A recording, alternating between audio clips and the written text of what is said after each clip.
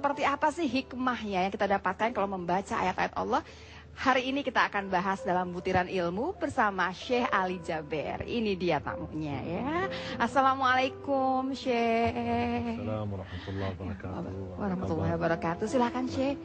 Ya, tadi saya ceritanya nih Syekh baru belajar, masih jauh lah pelajaran saya sampai bisa membaca dengan benar. Kan membaca saja kan mesti ada tingkatannya katanya sampai kemudian bacanya benar. Boleh nggak sih Syekh diingatkan kembali dulu tuh turunnya Al-Quran tuh ceritanya bagaimana sih? Ya Alhamdulillah, salah satu kenikmatan bagi kita umat Islam, Allah SWT memberikan kepada kita Al-Quran, kitab yang suci, kitab yang sempurna. Bahkan Allah SWT telah menurunkan, menjanjikan akan dijaga.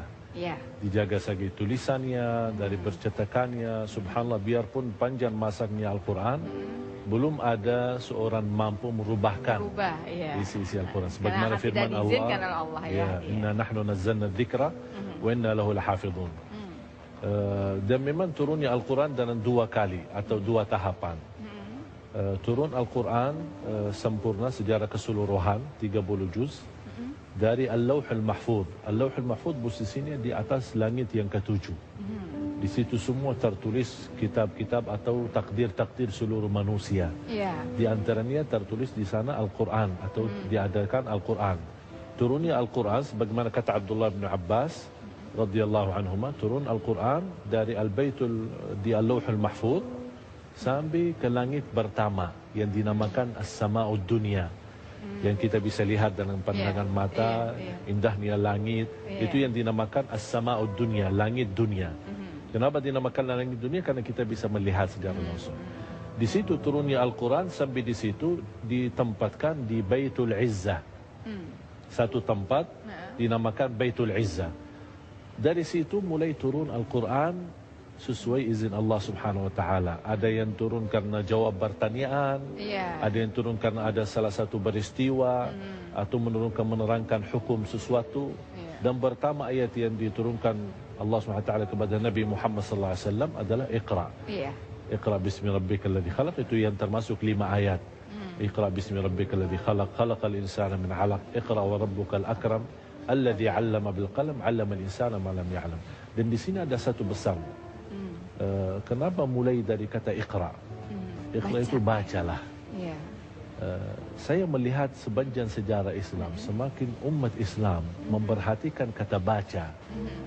Bukan yang dimaksud hanya Iqra, hanya Al-Quran, tapi ilmu pengetahuan secara keseluruhan. Kita lihat posisi umat Islam menurun.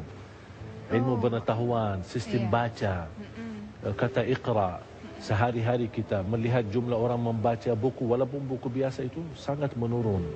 Kalau kita berhati, Allah sudah memberikan pesan, kalau anda ingin sukses, ingin lebih mengerti, baca. Jadi itu tadi cerita ya dari awal bagaimana kemudian turunnya Al-Quran.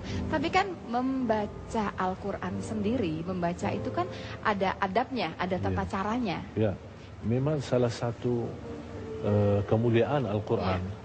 Allah Subhanahu wa taala menurunkan Al-Quran dan sudah menjaga tulisannya, menjaga pencetakannya, menjaga segala.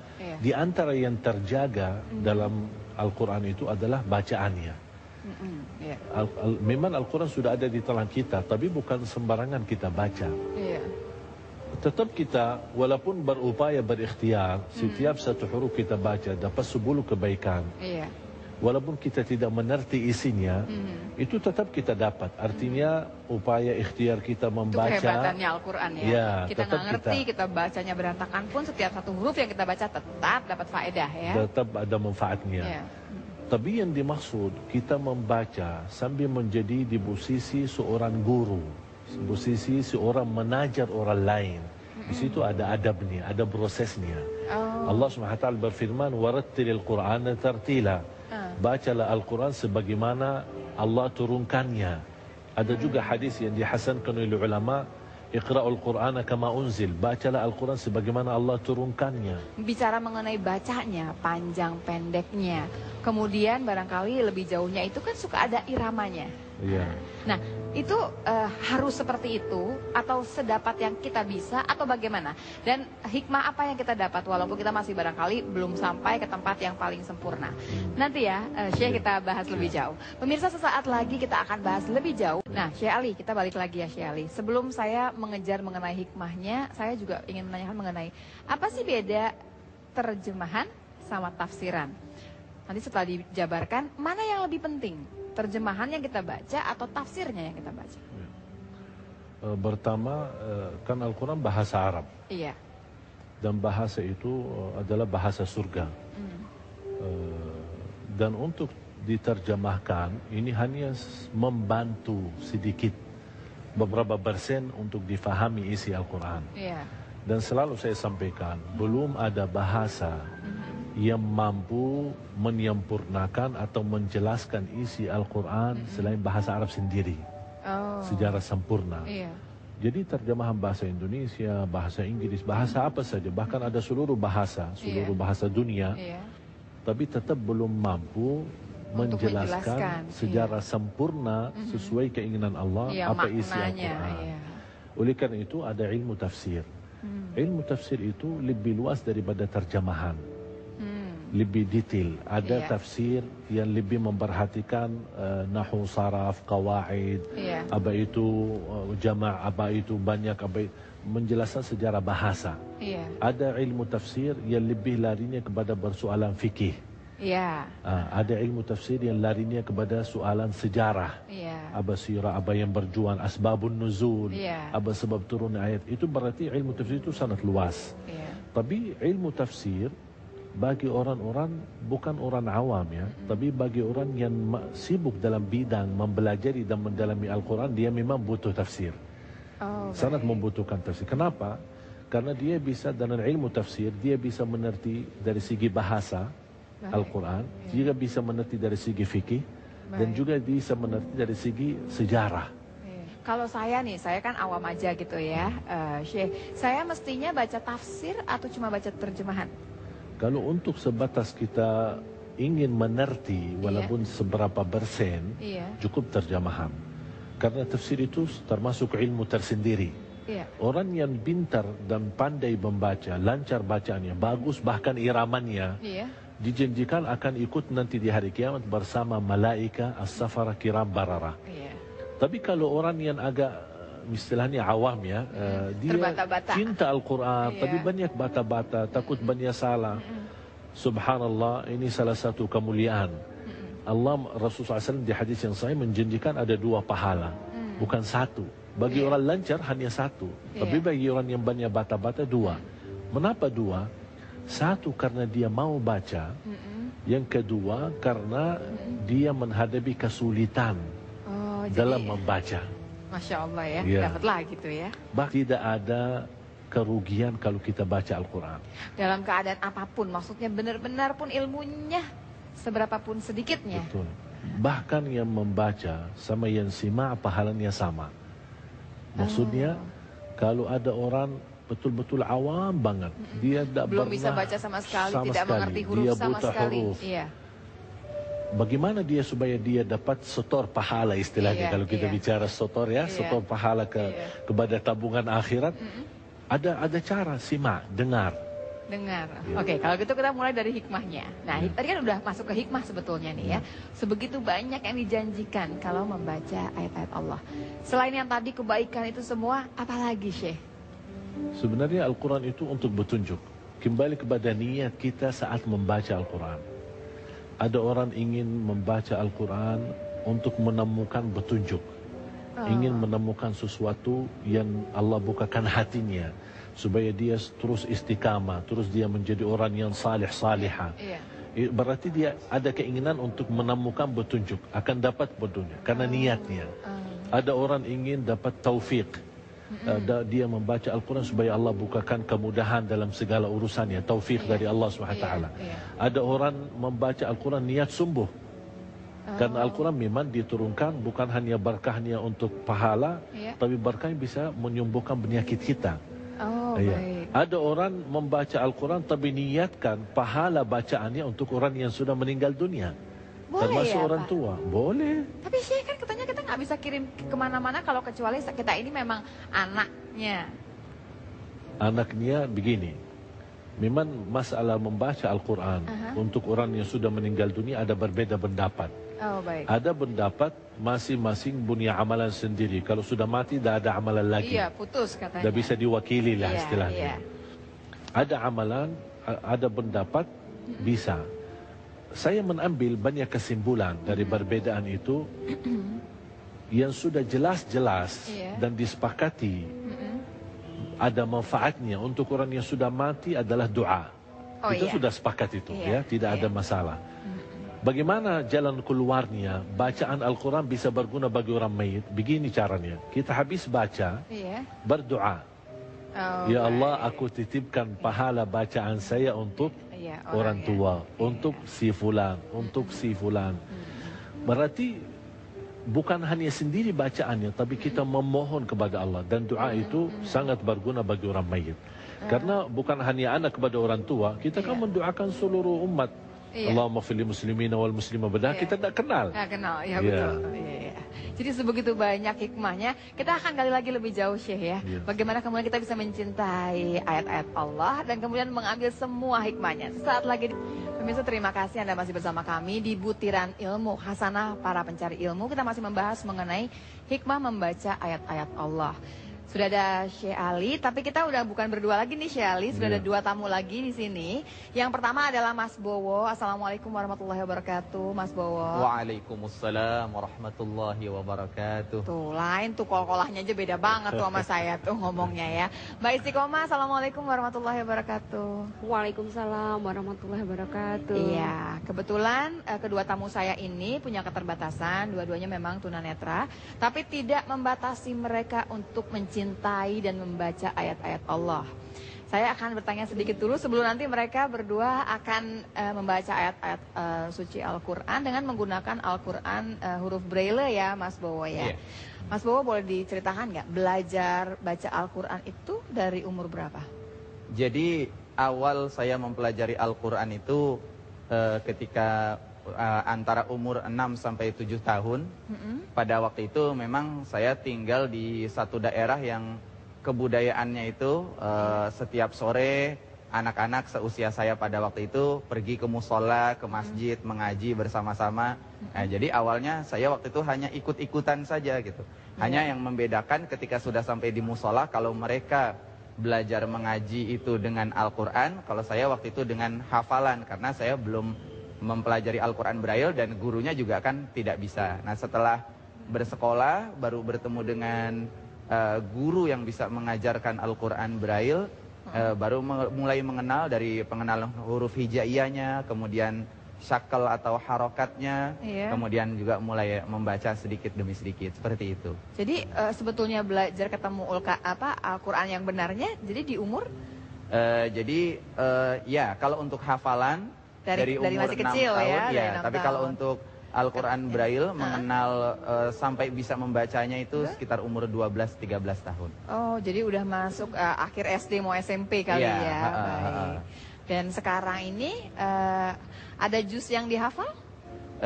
Juz yang dihafal juz amma sama ya 2 atau 3 juz pertama dari Al-Quran lah. Oh, Masya Allah ya. Nah, saya pindah nih ke Mbak Istiqomah. Mbak Istiqomah bagaimana ceritanya? Mulai belajar membaca Al-Quran kapan, Mbak? Kalau saya pada intinya sama dengan Mas Bowo, cuman saya mulai dari umur 8 tahun, sama seperti teman-teman biasa gitu di musola. Awalnya juga saya menghafal karena gurunya juga nggak bisa ngajarin huruf Braille. Kemudian saya mulai sekolah di sekolah dasar itu di usia 10 tahun. Iya. Nah, di situ baru saya mengenal huruf Braille, Arab Braille. Oh, begitu. Jadi baru ketemu nanti tuh huruf hijaiyah, tapi Iya, memang huruf hijaiyah, benar-benar sudah sakalnya dan membaca harokatnya, jadinya iya. ya. Oh, baik. Kalau gitu kita akan sama-sama mendengarkan ya. Ini Mas Bowo yang akan membaca ya. Kemudian Mbak Istiqomah yang akan membacakan sari tilawahnya begitu ya. Oke, silahkan Mas Bowo. A'udzu billahi minasyaitonir rajim.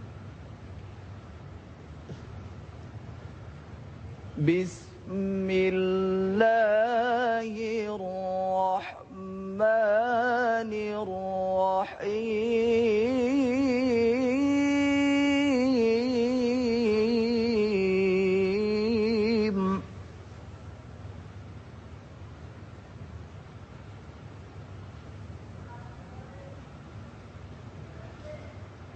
Ya ayyuhan nasu qad ja'atkum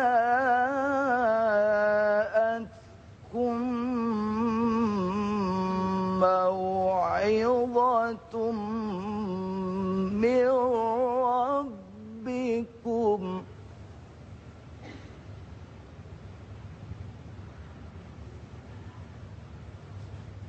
قد جاءتكم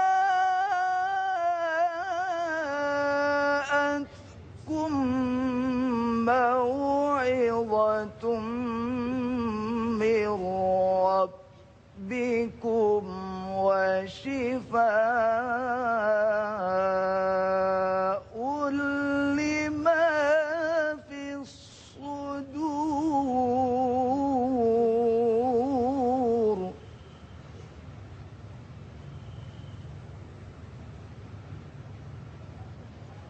وشفاء لما في الصدور وهدى ورحمة للمؤمنين.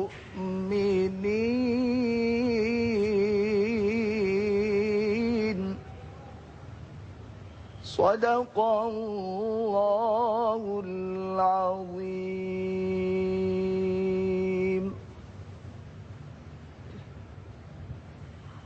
Aku berlindung kepada Allah dari godaan setan yang terkutuk. Dengan menyebut nama Allah yang Maha Pengasih lagi Maha Penyayang. Wahai manusia, sungguh telah datang kepadamu pelajaran Al-Quran dari Tuhanmu, penyembuh bagi penyakit dari dalam dada, dan petunjuk serta rahmat bagi orang yang beriman. Maha benar Allah dengan segala firman-Nya. Saya sampai terhanyut sama bacaannya Mas Bowo sama Mbak Istiqomah. Syekh, pertanyaan saya pertama barangkali begini, kenapa ya kita yang barangkali lebih sempurna secara fisik gitu ya dari Mas Bowo dan Mbak Istiqomah, tapi kok kayaknya banyak sekali kemudian yang apa ya, cobaannya tuh lebih besar untuk bisa membaca. Jadi banyak sekali malesnya semuanya. Memang kita akan dicoba, memang setannya akan banyak gitu ya, atau apa sih permasalahannya sampai orang yang sempurna ini tidak mau membaca Al-Quran? Karena sudah dibacakan sama Mas Bowo.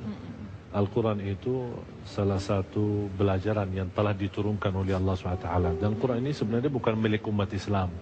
Al-Quran diturunkan untuk seluruh manusia, untuk dipelajari ya. Di antaranya, kalau benar-benar kita beriman, Al-Quran itu akan menjadi petunjuk, akan menjadi obat, penyembuhan, akan menjadi rahmat. Jadi masalahnya kita belum menjadikan Al-Quran sebagai sahabat kita, belum menjadikan Al-Quran sebagai tempat curhat kita. Istilahnya kalau kita lagi pusing, lagi stres, larinya misal minum kopi, larinya ke rokok misalnya, atau larinya kemana. Film atau apa gitu. Padahal Al-Quran sebenarnya sesuatu cahaya di bumi. Kalau kita betul-betul memperhatikan, mencintai Al-Quran, kita akan merasa keberkahannya dalam kehidupan kita. Itu sebabnya karena kita belum tahu kemuliaan Al-Quran itu yang telah diberikan oleh Allah. Munculnya sifat malas, terlalu gampang, beralasan saya tidak mengerti, beralasan saya tidak bisa baca Al-Quran, saya takut salah kalau saya baca.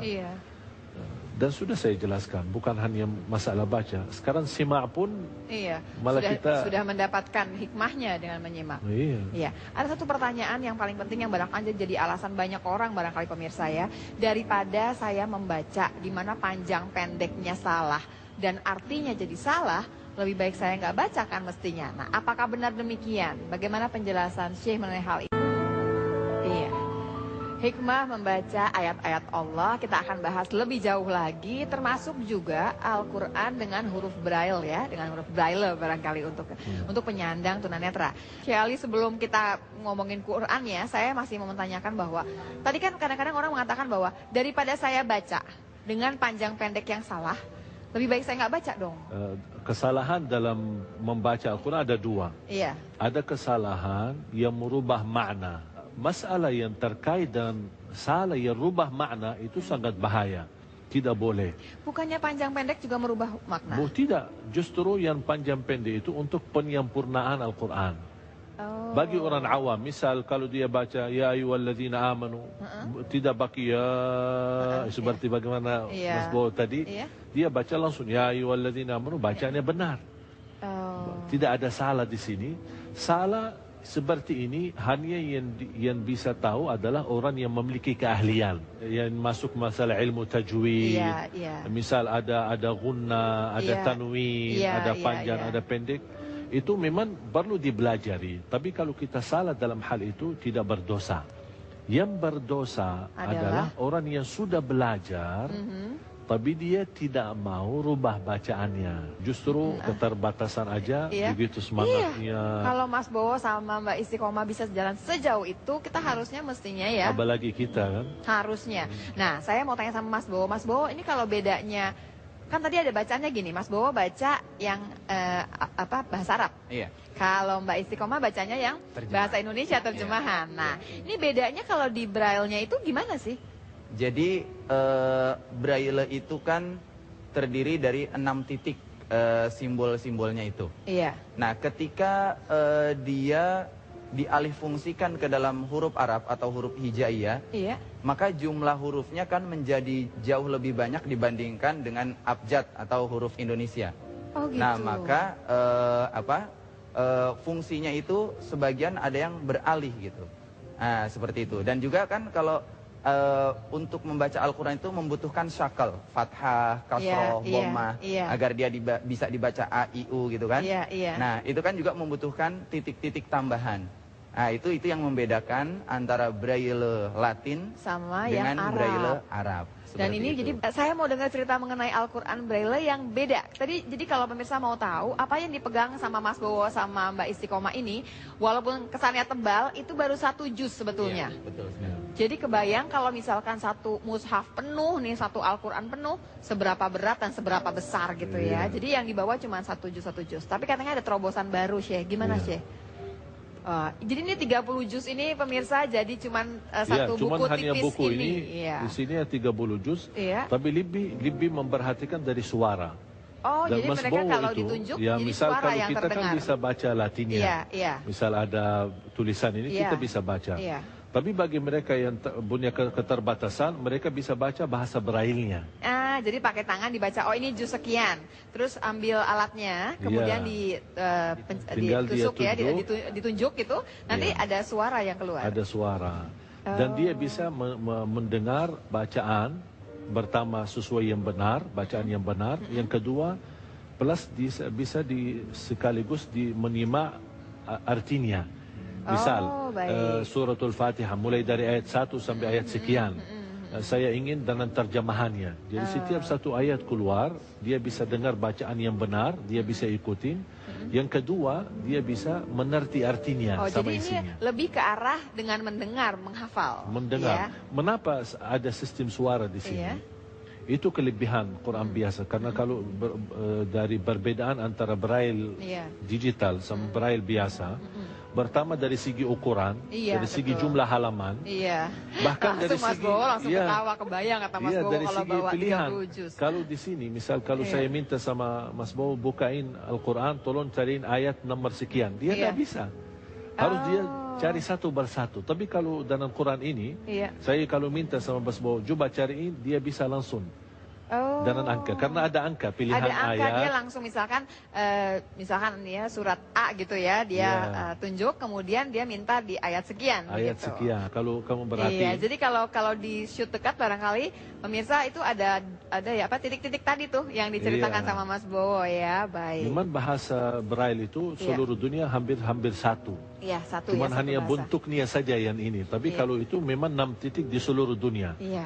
6 Nah, titik di bahasa Arab, 6 titik di bahasa manapun, dia memang sama. Dan khusus untuk tunanetra, kenapa terpilih ada suara? iya. Karena subhanallah memang mereka dari segi mata ada keterbatasan. Tapi ada kelebihan. Kelebihan di sisi lain, itulah yang atas taufik Allah menjadikan Quran ini. Karena subhanallah saya menemukan banyak orang tunanetra, Iya. mereka punya kelebihan yang sangat luar biasa melalui telinga. Oh, baik. Dia bisa 1 kali, 2 kali mendengar ayat, Itu langsung hafal. dia langsung bisa hafal. Nah, ini beda dengan kita barangkali ya. Iya. Saya pengen tahu Mas Bowo sama Mbak Istiqomah sudah punya Al-Quran digital ini yang Alhamdulillah sudah. membantu tidak? Iya. Sangat membantu untuk yang pengen hafal. Jadi kita makin bisa belajar mengenai tajwidnya, panjang pendeknya dari situ. Tapi memang kata Syekh kali kan memang punya kelebihan biasanya. Betul nggak memang lebih cepat kalau menghafal? Benar Mas Bowo ya? Ya relatif ya. Iya. Setiap orang mungkin tergantung kebiasaannya. Kalau memang dia dari kecil sudah terbiasa Mendengar, ya. mengasah otaknya untuk menghafal, ya insya Allah akan seperti itu. Gitu. Iya. Ya, jadi itu berpulang kepada pribadi masing-masing seperti itu. Iya. Kan sudah baru ya dapatnya juga katanya ya barangkali ya. Kalau seperti Mas Bowo sudah hafal 3 juz kan ya Mas Bowo ya. Iya. Ini dibantu sama digital tidak?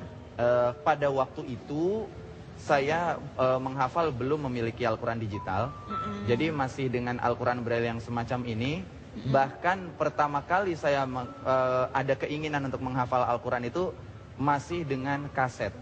Jadi awal pertama keinginan saya untuk menghafal Al-Quran itu dahulu ketika saya masih sekolah masih SMP, Iya. itu bulan Ramadan kalau mau tadarusan dari awal juz 1 itu mencari Al-Quran juz 1-nya itu susah sekali karena memang banyak peminatnya gitu kan. Oh, semua rame-rame pengen juz 1 kan, Iya, supaya juz 1 sampai juz 30 iya, selesai. itu padahal kalau Ramadan kan susah Iya. nyarinya. Nah, jadi berarti saya supaya karena Qurannya susah dicari, saya harus menghafal nih. Nah, berarti menghafalnya dengan media, karena waktu itu masih dengan media kaset. Iya. Waktu itu pertama kali saya menghafal dengan kaset seperti itu. Duh, subhanallah. Ini barangkali buat pemirsa, barangkali ini pelajaran buat kita ya.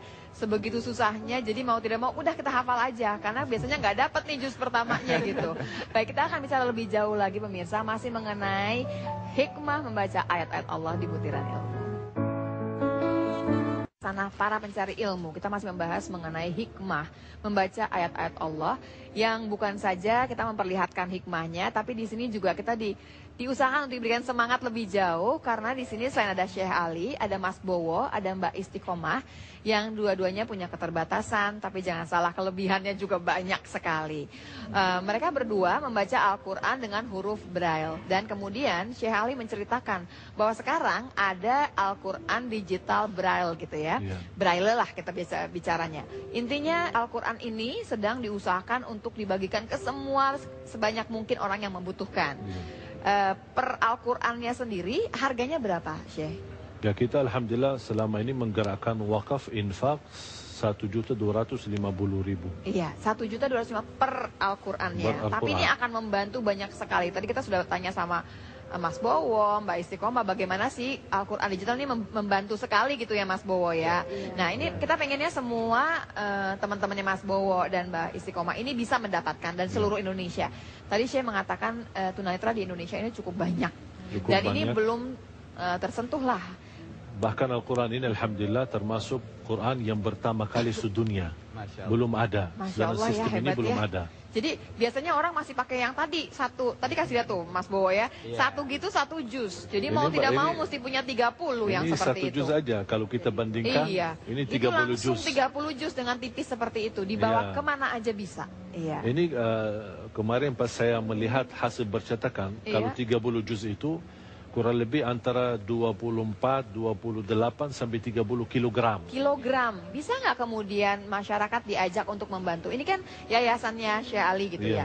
Masyarakat bisa nggak ikut membantu? Misalkan gini, oh saya punya uang sedikit sih, nggak banyak-banyak gitu misalkan. Tapi kan saya mengerti satu Al-Quran 1.250. Tapi saya tahu ada satu tunanetra yang akan terbantu nih di sana gitu kan ya. Saya cuma punya duit 2,5 juta.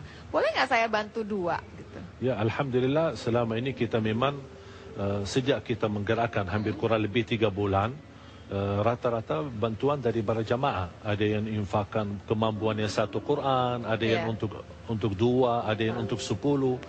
Alhamdulillah total yang kita gerakkan hampir 1.500. Iya. 1.000 Alhamdulillah atas nama pribadi saya dan keluarga besar saya dari kota Madinah. Alhamdulillah semua juga gabung. Iya. Dan 500 itu hanya rata-rata dari para jamaah. Jadi siapa aja boleh ikut serta. Ini kan pemirsanya Butiran Ilmu kan di seluruh Indonesia. Silahkan pemirsa kalau mau ikut membantu, karena pada dasarnya para tunanetra punya keterbatasan. Kalau kita barangkali di setiap masjid kita akan ketemu Al-Quran, kita bisa baca di mana saja. Kalau mereka tidak semudah itu. Betul. Jadi silahkan untuk membantu lebih jauh. Anda bisa menghubungi yayasannya Syekh Ali. Ini ada alamatnya di sini. Silahkan ya pemirsa ya. Syekh Ali mengingatkan kembali kepada kita semua hikmah membaca Al-Quran. Menyimak saja kita dapat pahala yang sama, tapi untuk membacanya sendiri diingatkan kembali buat pemirsa semua. Cukup dengan hadis yang cukup kuat, hadis Rasulullah SAW yang diriwayatkan Imam Bukhari. Khairukum man ta'allama al-Qur'ana wa 'allama. Sebaik-baik manusia, sebaik-baik antara kalian, sebaik-baik antara kamu. Berarti kalau kata Rasulullah SAW sebaik-baik antara kamu, berarti kalau barang siapa yang ingin menuju kepada yang terbaik menurut Rasulullah SAW, belajarilah Al-Quran dan menajar. Orang yang belajar dan menajar. Bahkan didahulukan orang belajar daripada yang menajar. Itu memberikan salah satu kemudahan yang luar biasa. Bahkan salah satu kemuliaan. Bahkan ada satu juga kelebihan membaca Al-Quran. Selain kita mendapatkan setiap satu huruf 10 kebaikan, kita mendapatkan syafaatnya Al-Quran sendiri. Sebagaimana hadis SAW yang diriwayatkan Imam Muslim, Iqra'ul Qur'ana fa innahu ya'ti yawmal qiyamati syafi'an li ashabih. Bacalah Al-Quran secara rutin, secara istiqamah. Karena sesungguhnya Al-Quran akan memberikan syafaat kepada temannya, bukan kepada membacanya saja. Bagaimana kita bisa tingkatkan dari sistem membaca Al-Quran secara bertahap atau jaran. Kita bisa tingkatkan secara istiqamah, tapi bersahabatan sama Al-Quran. Jadikan Al-Quran. Bagaimana supaya bikin Al-Quran itu jadi barangkali itu teman sehidup sematinya kita begitu? Kalau saya bilang Al-Quran temanku. Bagaimana temanku? Menurut saya sebagaimana kita tidak bisa jauh dari HP kita. Menurut saya bisa bilang HP sekarang tasbih 2014 ya. Tasbih. Karena saking nempel terus ya. Dah pernah dilepas. Saya ingin sekali datang satu waktu kita bersama-sama, bukan tidak boleh pakai HP, silakan. Silakan. Tapi jadikan HP ini yang terisi Al-Quran. Sambil jalan, sambil Anda SMS, bisa juga buka halaman Al-Quran yang ada di HP kita sendiri. Setiap satu hari kita baca, setiap satu hari kita simak, akan merubahkan banyak keberkahan. Saya yakin kalau orang yang memperhatikan Al-Quran, membaca Al-Quran, simak Al-Quran secara rutin dan istiqamah, demi Allah hidupnya akan berubah. Hidupnya akan jauh lebih baik.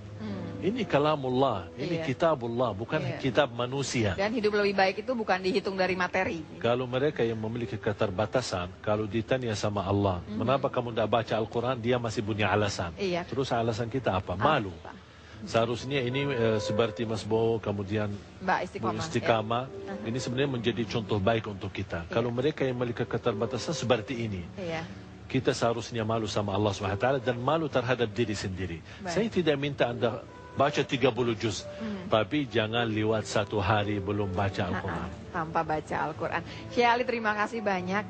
Mas Bowo, Mbak Istiqomah terima kasih banyak. Kehadirannya Mas Bowo sama Mbak Istiqomah itu ya kalau buat saya jadi motivasi. Mudah-mudahan bukan cuma untuk saya pemirsa, tapi untuk semua yang menyaksikan Butiran Ilmu kali ini.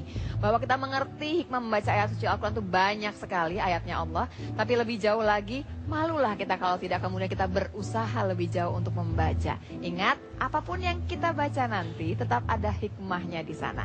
Seberapapun kemampuan kita untuk membaca ayat suci Al-Quran tersebut. Terima kasih banyak. Wassalamualaikum warahmatullahi wabarakatuh.